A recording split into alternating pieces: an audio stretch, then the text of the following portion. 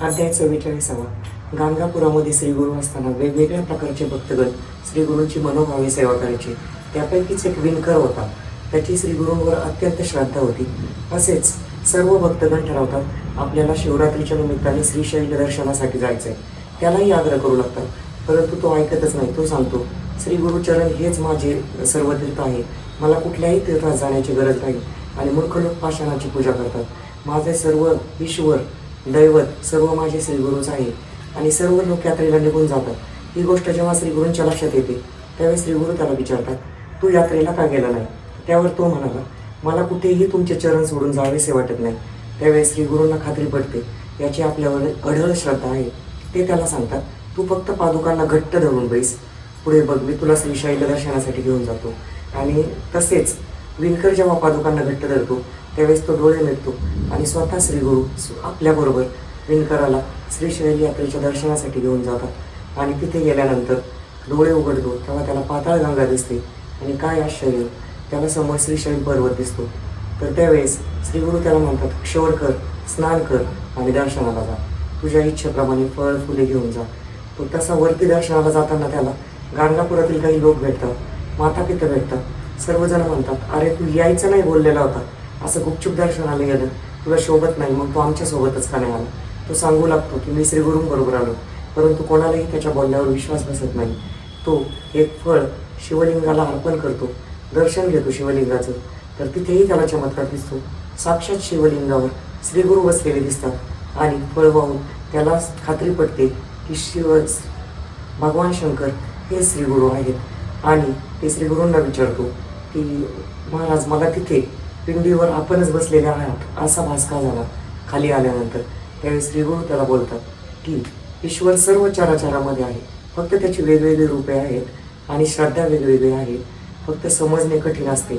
तरीही प्रत्येक क्षेत्राचं स्थान महात्म्य वेगळं आहे, श्रीशैल्याचं स्थान महात्म्य वेगळं आहे, असे श्रीशैल्याबद्दल माहिती सांगतात. आणि परत तो जेव्हा गाणगापुरामध्ये येतो त्यावेळी संगमावर श्रीगुरू उतरतात आणि सांगतात, जा आणि गावातील सर्व भक्तगणांना बोलावून आण. त्यावेळेस तो जेव्हा गावात जातो तेव्हा भक्त विचारतात की तू इथे कसा? आम्ही तर तुला काही जण म्हणतात तिथे पाहिले. तो सांगतो, मी श्रीगुरूंबरोबर होतो, श्रीगुरूही आलेले आहे. काही जण विश्वास ठेवतही नाही. आणि तो जेव्हा श्रीगुरूंना ही गोष्ट सांगतो तर 15 दिवसांनी जेव्हा यात्रेला गेलेले लोक आले तर ते गावातील लोकांना सांगतात की विणकर खरं बोलत आहे आणि तो खरंच श्रीगुरूंबरोबर दर्शनाला आला होता. आणि मग इतर भक्तगण प्रसाद घेऊन त्याच्या बोलण्यावर विश्वास ठेवतात. अशीच श्रीगुरूंची महती अपार आहे. तुम्ही जेव्हा त्यांच्या चरणाशी लीन होता, तुमची अढळ श्रद्धा असते, त्यावेळी श्रीगुरू तुमची प्रत्येक मनोकामना पूर्ण करत असतात. नंदी अध्याय 45. नंदी नावाचा एक ब्राह्मण, ज्याला संपूर्ण अंगावर कोड झालेले असतात आणि तो तुळजापूरच्या देवीला जवळपास 3 वर्ष देवीची आराधना करतो, माझ्या अंगावरील सर्व कोड जावे. परंतु त्याला तिथेही फरक पडत नाही. मग तो चंदला परमेश्वरीजवळ जातो, 7 महिने उपवास करतो, देवीची आराधना करतो, तिथेही त्याच्या अंगावरचे कोड जात नाही. तो अत्यंत दुःखी असतो मनामध्ये. त्याला स्वप्नात दृष्टांत होतो की गाणगापूरला जा, तिथे एक यती आहे, योगी आहे, तेच तुझ्या अंगावरचे कोड नाहीसे करतील. साक्षात देवीने त्याला दृष्टांत दिला. परंतु तो चिडतो आणि म्हणतो, देवी, तुला जर माझे कोड नाहीसे करायचे नव्हते, तू साक्षात देवी परमेश्वरी असताना तू मला मनुष्याकडे जाण्यास का सांगत आहे? त्यावर देवी सांगते, माझ्या आज्ञेप्रमाणे तू गाणगापूरला गेले पाहिजे. तो ऐकत नाही. परत पुजाऱ्यांनाही दृष्टांत होतो की याने गाणगापूरला जावे, श्रीगुरूंचे दर्शन घ्यावे, सेवा करावी. परंतु तो ऐकत नाही. मग शेवटी पुजारी म्हणतात, तू जर इथून गेला नाही तर आम्ही तुला ढकलून घालू, हाकलून देऊ, कारण आम्हाला देवीचा दृष्टांत झालेला आहे. परंतु तो मग उपवासाचे पारणे फेडतो आणि गाणगापूरच्या दिशेने निघतो. गाणगापूरला आल्यानंतर संगमावर त्याला श्रीगुरू दिसतात. श्रीगुरूंचे दर्शन घेतो आणि श्रीगुरूंचे दर्शन स्नान करून संगमामध्ये स्नान करून जेव्हा तो श्रीगुरूंचे दर्शन घेतो तेव्हा श्रीगुरू त्याला म्हणतात, अरे देवी जे करू शकते ते मनुष्य काय करणार, असा संशय धरून तू मनामध्ये आलेला आहे. तरीही तुझे कोड मी नाहीसे करू शकतो. संगमावर जा, स्नान कर आणि सोमनाथ नावाच्या व्यक्तीला त्याच्यासोबत पाठवतात. त्याची जीर्ण वस्त्रे फेकून द्या, याला नवीन वस्त्रे घाला, स्नानानंतर अश्वत्थ प्रदक्षिणा करा आणि परत माझ्याकडे घेऊन या. तर काय आश्चर्य, जेव्हा तो संगमामध्ये स्नान करतो त्याची जीर्ण वस्त्रे जिथे टाकतात तिथे क्षारभूमी तयार होते आणि अश्वत्थ प्रदक्षिणा करूपर्यंत त्याचं शरीर पूर्ण कांतिमय होतं. आणि त्याला श्रीगुरूंच्या दर्शनासाठी जेव्हा नेतात त्यावेळेस सर्व भक्तगणांना विशेष वाटतं आणि शिष्यही कौतुकाने पाहत असतात. त्यावेळेस श्रीगुरू त्याला सांगतात, तुझ्या अंगावरचे संपूर्ण कोड गेले का एकदा बघ. त्यावेळेस पोटरीवर एक डाग राहिलेला असतो. त्यावेळेस श्रीगुरू म्हणतात, तू मनात संशय धरून आलास म्हणून हा डाग राहिलेला आहे.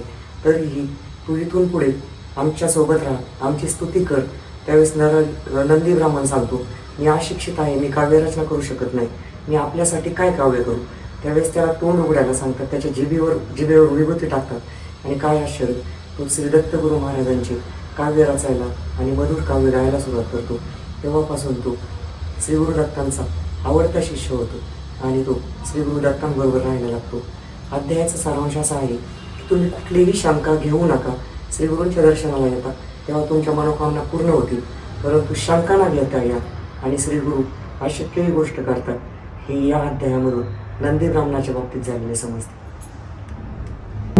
अध्याय 46 हिप्परगी गावामध्ये कल्लेश्वर शिवलिंग होते आणि तिथे नरहरी नावाचा एक जो व्यक्ती होता तो नेहमी कल्लेश्वराचीच स्तुती करत असे, काव्यरचना करत असे आणि तो खूप मोठा शिवभक्त होता. रोज शिवपूजा करत असे आणि शिवासाठीच काव्य म्हणत असे. त्याला बाकीचे लोक त्याला सांगतात, तू इतकी सुंदर काव्यरचना करतो तर तू दत्तगुरूंसाठी का काव्य करत नाहीये. त्यांना ही काव्यरचना खूप आवडते, परंतु तो सांगतो, मी माझी जीवा कल्लेश्वराला अर्पण केलेली आहे. कल्लेश्वराशिवाय मी कोणासाठीच भजन काव्य गाऊ शकत नाही. त्यामुळे मी फक्त आणि फक्त शिवाचीच पूजा करेल. असेच तो देवळामध्ये गेला आणि नित्य शिवपूजा करत असताना त्याला ग्लानी आली आणि त्याला शिवपूजा करत असताना ग्लानी आल्यानंतर स्वप्नामध्ये शिवलिंगावर श्रीगुरूच बसलेले दिसते आणि तो विचार करू लागला की अरे, मनुष्य स्वरूपामधले श्रीगुरू शिवलिंगावर कसे बसले. आणि त्याला खात्री पटली, शिवशंकराचा अवतारच श्रीगुरू आहे. आणि पहिल्या तो जे बोललेला होता, मी फक्त कल्लेश्वरासाठी गाईल त्याला आणि मनुष्यासाठी मी गाऊ शकत नाही. त्याला कळालं मनुष्य अवतारातले श्रीगुरू म्हणजेच शंकराचा अवतार आहे. आणि त्यानंतर तो गाणगापुरामध्ये संगमावर दर्शनासाठी गेला आणि झालेल्या चुकीबद्दल श्रीगुरूंचे चरणतीर्थ करून षोडशोपचार पूजा करून माफी मागू लागला. त्यावेळी श्रीगुरू म्हणाले, तू तर म्हणत होता मनुष्य देहामधल्या मनुष्य स्वरूपातल्या व्यक्तीसाठी मी काव्यरचना करू शकत नाही. त्यावेळेस तो माफी मागतो आणि सांगतो, माझ्या अज्ञानामुळे मी तुम्हाला ओळखू शकलो नाही. तुमचे स्वरूप वेगळेच आहे. त्रिमूर्ती हेच शंकर आहे ही मला खात्री पटलेली आहे आणि मला आपल्या शिष्यवर्गामध्ये सामील करून घ्यावे. त्यावेळी श्रीगुरू सांगतात, कल्लेश्वर सर्वश्रेष्ठच आहे, तू नित्य कल्लेश्वराचीच पूजा करत जा. परंतु त्याने ग्लानी आल्यानंतर जे श्रीगुरूंचे रूप पाहिले, ते स्वप्नातले रूप पाहिल्यानंतर जी काव्यरचना केली, मानसपूजेची ती काव्यरचना ऐकवली, श्रीगुरूंना खूप आवडली. त्यांनी त्याला नवे वस्त्र, भरपूर आभूषणं दिली, पैसे दिले दान आणि कल्लेश्वराकडे जाण्यास सांगितले. श्रीगुरूंनी शिष्यवर्गांना सांगितले की मी जेव्हा मनुष्य रूपामध्ये आहे तेव्हा लोकांना विश्वास पटत नाही आणि स्वप्नामध्ये त्यांना विश्वास पटतो. सांगायचं तात्पर्य हेच आहे की गाणगापुरामध्ये मनुष्य रूपामध्ये ज्यांना श्रीगुरू म्हणून जे भक्त त्यांची पूजा करत होते तेच शिवाचा अवतार होते.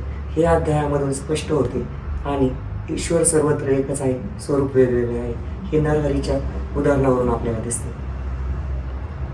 अध्याय 47 जसे जसे गाणगापुरामध्ये श्रीगुरूंचे भक्तगण वाढत होते तसे तसे त्यांच्या गुरूंप्रती अपेक्षाही वाढत होत्या. एकदा 7 भक्तगण गुरूंना म्हणाले, दिवाळीमध्ये आपण आमच्या घरी यावे भिक्षेसाठी, आमची खूप इच्छा आहे. त्यावेळेस श्रीगुरू परोपरीने समजून सांगत होते, मी कोणाच्या तरी एकाच्याच घरी येऊ शकतो, तुम्हीच समजून घ्या, असे कसे शक्य आहे. परंतु ते म्हणू लागले, तुम्ही मग आमच्यामध्ये उच्च नीच समर्थ असमर्थ असा भेदभाव करत आहात. आपण श्रीगुरू आहात, आपण आमच्या सर्वांच्या घरी यावे किंवा कोणा एकाच्या घरी जाऊ नये. ते श्रीगुरू म्हणाले, प्रत्येक जणाला स्वतंत्र एकट्याला बोलून सांगू लागले, मी तुझ्या घरी येतो, जा आणि तयारी कर. 7ही जणांना असंच सांगितलं. त्यावेळेस गाणगापूरमधील लोकांना कळाल्यानंतर लोक नाराज झाले आणि म्हणू लागले, ऐन दिवाळीमध्ये आपण गाव सोडून कसे जाऊ शकता. त्यावेळेस श्रीगुरू गाणगापुरातील लोकांना म्हणाले, मी इथलं गाणगापूर सोडून कुठेही जाणार नाही. त्यावेळेस लोकांनी मान्य केलं. तर श्रीगुरूंनी नारायणाची महिमा अपार आहे 8 रुपये घेतली, 7 भक्तगणांच्या घरी गेले, 8वे रूप गाणगापुरामध्ये राहिले आणि प्रत्येकाला वेगवेगळ्या प्रकारे दर्शन दिले. कार्तिक पौर्णिमेच्या वेळेस ज्यावेळेस दीपोत्सव होता त्यावेळेस सगळे भक्तगण एकत्र जमले, गाणगापुरातील लोकही जमले आणि परत म्हणू लागले, आपण 10 दिवसांनी तब्बल 10 दिवसांनी परत भेटतोय. त्यावेळेस प्रत्येकजण आपसात सांगू लागले, श्रीगुरू येऊन गेले. कोणालाही विश्वास बसत नव्हता. प्रत्येकजण सांगू लागले, आम्ही षोडशोपचार गुरूंची पूजा करून वस्त्रे दिले आणि सर्वांना कळून चुकले. त्रयमूर्तीचा महिमा अपार आहे, हरी नारायणाचा अवतार आहे. त्रिमूर्ती म्हणजे सर्वश्रेष्ठ आहे, चराचरामध्ये आहे. आणि या उदाहरणामधून हेच दिसते की आपली भक्ती कशीही असू द्या, श्री गुरु सर्वांप्रती एक समान वागणूक देत असतात, कारण गुरु ते गुरुच असतात. अध्याय 47. असे श्रीगुरु गाणगापुरामध्ये असताना वेगवेगळे भक्त नित्यनेमाने श्रीगुरूंची पूजा करत असे, सेवा करत असे. त्यापैकीच एक शूद्र पर्वतेश्वर नावाचा भक्त रोज संगमावर श्रीगुरु मठातून स्नानासाठी जात असताना तो नित्यनेमाने श्रीगुरूंना वाकून नमस्कार करत असे आणि अतिशय नम्रपणे गुरुनिष्ठा दाखवत असे. श्रीगुरूंना समजते की याची आपल्यावर खूप निष्ठा आहे. एक दिवस श्रीगुरु त्याला विचारतात, तुझी काय इच्छा आहे बोल. त्यावेळेस तो बोलतो, माझ्या शेतात पीक चांगले पिकावे हीच माझी इच्छा आहे. त्यावेळेस श्रीगुरु सांगतात, या शेतामध्ये जे तू जोंधळ्याचे पीक लावलेले आहे ते मी येऊपर्यंत कापून टाक. त्याने गावातील लोक बोलावून जोंधळ्याचा हाताशी आलेलं पीक कापून टाकतो आणि श्रीगुरु स्नान करून येतात आणि पाहतात तर खरंच त्याने पीक कापलेले असते. त्यावेळेस श्रीगुरु त्याला म्हणतात, तू पीक का कापले. गुरु आज्ञामच काम दिलं, तुम्ही मला सांगितले म्हणून हे सर्व केले असे तू सांगू लागतो. त्यावेळेस श्रीगुरु हसून म्हणतात, अरे मी तर तुला गमतीने सांगितले होते, तू का केले. त्यावेळेस तो म्हणतो, गुरुवाक्यमच काम देणं असल्याने मला माहिती आहे तुम्ही जे सांगितले त्याने माझं चांगलंच होणार आहे. श्रीगुरु म्हणतात, तुझी जर निष्ठा आहे तर निश्चितच चांगलं होईल. त्यानंतर त्याची मुले आणि पत्नी पाहू लागते की हाताशी आलेलं पीक श्रीगुरूंनी सांगितलं म्हणून याने कापलं. अतिशय शोक करू लागतात, नशिबाला दोष देऊ लागतात, त्याच्याशी भांडणं करू लागतात आणि सगळं गावच त्याला वेड्यात काढू लागतं. परंतु त्याची गुरूंवर अपार निष्ठा होती. गुरूने सांगितलं म्हणजे याला काहीतरी कारण आहे. म्हणून एक 8-10 दिवसाचा टाईम जातो. थंड वारे वाहू लागतात आणि मूळ नक्षत्रावर अवकाळी पाऊस येतो आणि सर्व गावाची पीक नाहीसे होते. परंतु याने पीक कापलेले असल्यामुळे याच्या पिकाला 10-10, 11-11 पोटरे फुटू लागतात. अत्यंत जास्त प्रमाणामध्ये पोटरे फुटल्याने याचं पीक जास्त वाढू लागते आणि सर्व गावाची धान्य पावसामुळे गेलेले असताना याचे पीक सर्व गावाला पुरेल एवढ्या पटीने 10 पटीने त्याचे पीक वाढते आणि तो गावातल्या अधिकाऱ्यांना सांगून पीक जेव्हा मळणीला येते तेव्हा अर्धे धान्य गावातल्या अधिकाऱ्यांना सांगून गावासाठी देतो आणि त्याची पूर्ण दरिद्री जाते आणि त्याची परिस्थितीही बदलायला लागते. अध्यायाचा अर्थ थोडक्यात म्हणजे गुरुवाक्य जर तुम्ही काम देणं म्हणून ऐकले, वाचले, आचरणात आणले, तुमच्या नशिबामधले ग्रह तारे सर्व बदलतात, तुमची परिस्थितीही बदलते. जसं पर्वतेश्वराच्या बाबतीत झाली, आम्हा सर्वांच्या बाबतीत होऊ शकते. जोंधळ्याच्या शेतीचा 48वा अध्याय होता, चुकून 47वा बोलला गेला. अध्याय 49वा. सिद्ध मुनींना नामधारक वेगवेगळे जसे प्रश्न विचारत होता तसेच गुरुगीतेबद्दल विचारलं. त्यावेळेस शिवपार्वती संवाद जो होता तो गुरुगीता शंभूच्या मुखातून जो निघाला तो सिद्ध मुनींनी नामधारकाला सांगितला. असेच एकदा कैलास पर्वतावर शंकर बसलेले असतात. हिमालय कन्या पार्वती शंकराच्या पत्नीने प्रश्न विचारला, लोकांचा उद्धार करण्यासाठी किंवा सर्व लोकांचे कल्याण होण्यासाठी काय करावे. या प्रश्नाचं उत्तर आणि हा जो संवाद आहे तीच गुरुगीता आहे. परंतु गुरुगीता कोणी सांगितली, कशासाठी सांगितली, नेमकं काय आहे त्याच्यामध्ये, हे सर्व वर्णन या अध्यायामध्ये येतं. किंवा गुरुचा अर्थ काय, गुरुचे स्वरूप कसे असावे, गुरु आयुष्यामध्ये का महत्त्वाचा आहे, गुरु आयुष्यात केल्यानंतर काय बदल होतात. तसेच गुरु म्हणजेच परब्रह्म आहे. गुरुदेव महेश्वरा, गुरु साक्षात परब्रह्म, तस्मै श्री गुरुवे नमः. याची जी प्रचिती येते, गुरु म्हणजे आयुष्यामध्ये आपल्याला आकार देणारी व्यक्ती असते. गुरु आयुष्यात काय काम करतो हे सर्व या अध्यायामध्ये येतं. प्रामुख्याने गुरुगीता कशासाठी आहे याचं देखील वर्णन साक्षात शंभूच्या तोंडातून जी निघालेली आहे ती गुरुगीता नामधारकाला सिद्ध मुनींनी सांगितलेले वर्णन. अध्याय 50वा. पूर्वी 9व्या अध्यायामध्ये ज्या दोघांनी राजवैभव पाहून, म्लेच्छच्या राजाचे राजवैभव पाहून मनामध्ये जी इच्छा उत्पन्न केलेली होती, श्रीपाद श्रीवल्लभांनी जो आशीर्वाद दिलेला होता तोच या अध्यायामध्ये राजा होतो, बिदरचा बादशाह होतो. परंतु तो जरी यवन असला तरी तो सत्पुरुषांबद्दल खूप आस्था मानत ठेवत असे, सर्व धर्मसमभाव मानत असे. त्याच्या घरचे मौलवी जरी त्याला सांगत असे की हिंदू धर्माचे निर्गुण स्वरूपाला देव मानतात आणि त्याचीच पूजा करतात, परंतु तो सर्वांना बरोबरी सांगण्याचा प्रयत्न करत असे. देव सर्व ठायी आहे, सर्व धर्मसमभाव आहे. आणि अशातच एकदा त्याच्या मांडीला एक मोठा फोड उद्भवतो. भयंकर गावोगावचे वैद्य येऊन त्यावर उपचार करतात परंतु फोड काय नाहीसा होत नाही. तो चिंता करत असतो, तीर्थामध्ये जाऊन आंघोळ करतो, सत्पुरुषांचे दर्शन घेतो, परंतु फोड काही केल्या जात नाही. तो चिंतेत असताना त्याला सुचवतात, गाणगापूरला एक यती आहेत, तू संगमात दर्शन घेऊन जर त्यांचं स्नान करून जर त्यांचं दर्शन घेतलं तर त्यांच्या कृपादृष्टीनेच तुझा फोड नाहीसा होऊ शकतो. परंतु तो विचारत विचारत गाणगापूरमध्ये आला असता. गावातील लोक त्याला घाबरून श्रीगुरूंचा पत्ता सांगत नव्हते. तो चिडल्यानंतर त्याला सांगतात, संगमाकडे जा. श्रीगुरूंचे दर्शन घेताच त्याला श्रीगुरू पूर्वजन्मीची आठवण करून देतात. तू धोबी होता, तुला मी अनुग्रह दिलेला होता आणि त्याच्याच आशीर्वादाने तू या जन्मामध्ये राजा आहे आणि त्यांच्या कृपा आशीर्वादाने त्याच्या मांडीवरचा फोड नाहीसा होतो आणि तो धन्य होतो. श्रीगुरूंना सांगतो की आता आपण माझ्या राज्यामध्ये यावे. श्रीगुरू त्याच्यासोबत जातात, त्याचे राजवैभव पाहतात आणि तो त्यांना विनंती करतो की मला आता तुमच्याबरोबर राहायचे आहे. मी माझे सर्व राज्याचे सूत्र माझ्या मुलाकडे देतो, मला तुमच्यासोबत येण्याची परवानगी द्यावी. त्यावेळेस श्रीगुरू त्याला सांगतात, पुढे मी तुला 11 वर्षांनी श्रीशैल्य या ठिकाणी भेटेल. अध्याय 51. जसे बिदरचा बादशाह गाणगापुरामध्ये श्रीगुरूंच्या दर्शनासाठी आला, तसेच वेगवेगळे म्लेच्छ राजे गाणगापुरामध्ये इथून पुढे येतील, त्यांची कीर्ती वाढत चालली, याचा उपद्रव गाणगापुरातील जनतेला होईल असा विचार करून श्रीगुरूंनी सर्व शिष्यांना सांगितले, इथून पुढे आम्ही गुप्त रूपाने राहू. परंतु शिष्य काही मान्य करेना. त्यानंतर श्रीगुरूंनी बरोबरी समजावले की आम्ही अमरच्या संगमातच गुप्त रूपाने राहू. मठात नित्यपूजा कशी करायची निर्गुण पादुकांची हेही त्यांनी समजावून सांगितले. परंतु शिष्य काही केले ऐकाना.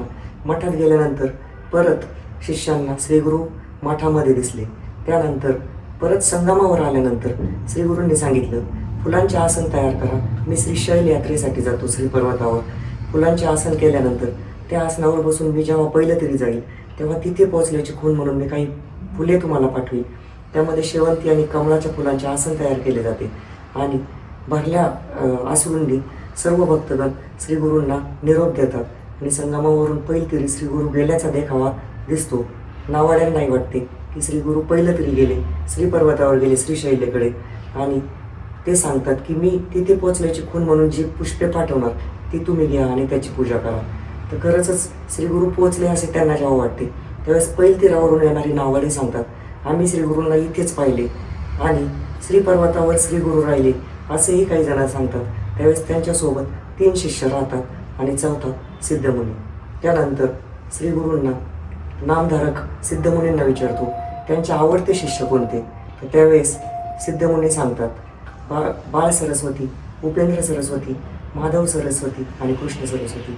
मग सिद्धमुनी सांगतात की सायनदेव साखरे, नरहरी, नंदीकवी आणि 4था मी असे श्रीगुरूंबरोबर आम्ही होतो आणि आम्हीच ते पुष्पे घेतली प्रसाद म्हणून आणि श्रीगुरू गुप्त रूपाने आजही संगमाजवळ आहे आणि निर्गुण मठाच्या स्वरूपामध्ये, निर्गुण पादुकांच्या स्वरूपामध्ये मठामध्ये आजही श्रीगुरू असतात याची प्रचिती या अध्यायामधून येते.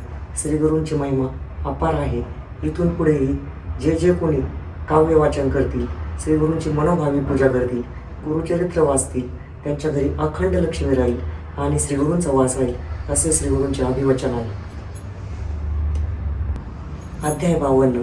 सिद्धमुनींनी नामधारकाला जशा जशा श्रीगुरूंच्या लीला सांगितल्या तसे तसे त्याचा कंठ दाटून आला. प्रेमाश्रूंनी नयन भरले आणि तो अष्टभाव त्याचे जागृत झाले आणि समाधी अवस्थेमध्ये गेला. हे पाहून सिद्धमुनींनाही आनंद झाला. त्याने त्याला प्रेमाने कुरवाळले आणि उठ, समाधी अवस्थेतून जागृत हो, कारण मी तुला हे जे सांगितलंय हे संपूर्ण गुरुचरित्र सांगितलंय आणि हे तू जर असा समाधी अवस्थेमध्ये राहिला तर संपूर्ण शिष्यवर्गाला, लोकांना त्याचा उपयोग होणार नाही. म्हणून तुला हे गुरुचरित्र पुढे सांगायचे आहे. तर तू समाधी अवस्थेमधून जागृत हो, पूर्ण गुरुचरित्र आठव. त्यावेळेस नामधारक सिद्धमुनींना विचारतो, आता अवतरणिका 1 ते 52 अध्यायामध्ये काय घडलं, ही अवतरणिका किंवा गुरुचरित्र कसे वाचायचे, गुरुचरित्र पारायणाची पद्धत काय, तर हे सर्व मला सांगावे. त्यावेळेस सिद्धमुनी सांगतात, अंतकरण असता शुद्ध सदा सर्वदा वाचावे गुरुचरित्र. तसेच गुरुचरित्र तुम्ही नित्यनेमाने रोज वाचू शकता, सप्ताह पद्धतीने वाचू शकता, पुस्तकरूपी गुरूंची पूजा करू शकता. पुस्तक हेच श्रीगुरू आहे असे समजून जर तुम्ही पूजा केली तर नक्कीच तुम्हाला भक्तिभावाने इच्छित गोष्टी मिळतील. अध्याय 53. अर्थातच अवतरणिका. संपूर्ण गुरुचरित्र ऐकून झाल्यानंतर नामधारकाला अवतरणिका जी सांगितलेली आहे तर त्यामध्ये हे वर्णन असे केलेले आहे की प्रथम दिवशी 1 ते 9 अध्याय वाचावा, द्वितीय दिवशी 10 ते 21 वाचावा, तृतीय दिवशी 22 ते 29 वाचावा, चतुर्थ दिवशी 30 ते 35 वाचावा, पंचम दिवशी 36, 37, 38 वाचावा, षष्ठ दिवशी 39 ते 43 अध्याय वाचावा, सप्तम दिवशी 44 ते 52 अध्याय वाचून 53वा अर्थात अवतरणिका वाचावी. गुरुचरित्र जिथं वाचायचं ते स्थान निर्मळ असावे, शोभायमान असावे, दीप अखंड जळत असावा, अगरबत्ती लावलेली असावी, दत्तगुरूंचा फोटो असावा. जो संकल्प करायचा देशकालाचा पत्राचा उच्चार करून पहिल्याच दिवशी संकल्प करावा.